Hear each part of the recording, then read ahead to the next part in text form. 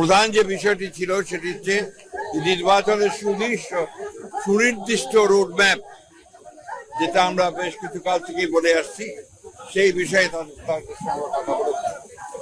আমরা বলেছি যে বর্তমানে রাজনৈতিক যে পরিস্থিতি আছে এবং দেশের যে অবস্থা, তাতে করে আমরা বিশ্বাস করি এখানে অতি দ্রুত একটি গ্রহণযোগ্য নির্বাচনের মধ্যে এই সমস্যাগুলোর সমাধান করতে হবে।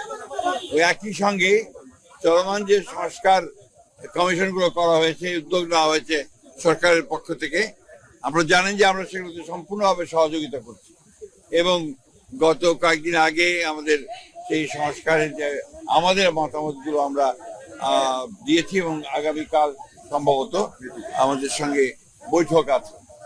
আমরা খুব স্পষ্ট করে বলেছি যে যে বিষয়গুলোতে ঐক্যমত্য হবে সব দলগুলোর, সমস্ত দলগুলোর, সেগুলো নিয়ে আমরা একটা চার্টার করতে রাজি আছি আপনারা, এবং তারপরে সেটার উপর ভিত্তি করে আমরা বাকি নির্বাচনের দিকে চলে যেতে পারি এবং বাকি সংস্কার যেগুলো আমরা একমত হব, সেটা আমরা অবশ্যই আমাদের রাজনৈতিক দলগুলো যা নির্বাচিত হয়ে আসবেন তারা সেগুলোকে বাস্তবায়িত করার ব্যবস্থা নেবেন।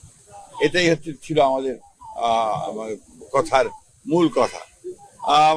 প্রধান উপদেষ্টা মহোদয় তিনি তার সুনির্দিষ্ট কোনো ডেডলাইন আমাদের দেননি। তিনি বলেছেন যে ডিসেম্বর থেকে জুনের মধ্যে তিনি নির্বাচন শেষ করতে চান। এই কথা তিনি আজকে আবার বলেছেন। আমরা একেবারেই সন্তুষ্ট নই। আমরা পরিষ্কার করেই বলেছি যে আমরা কাট আউট টাইম, ডিসেম্বরের মধ্যে নির্বাচন যদি না হয় তাহলে দেশে যে রাজনৈতিক পরিস্থিতি, অর্থনৈতিক পরিস্থিতি এবং সামাজিক পরিস্থিতি সেটা আরো খারাপের দিকে যাবে। সেটা তখন নিয়ন্ত্রণ করা বেশ কঠিন হবে।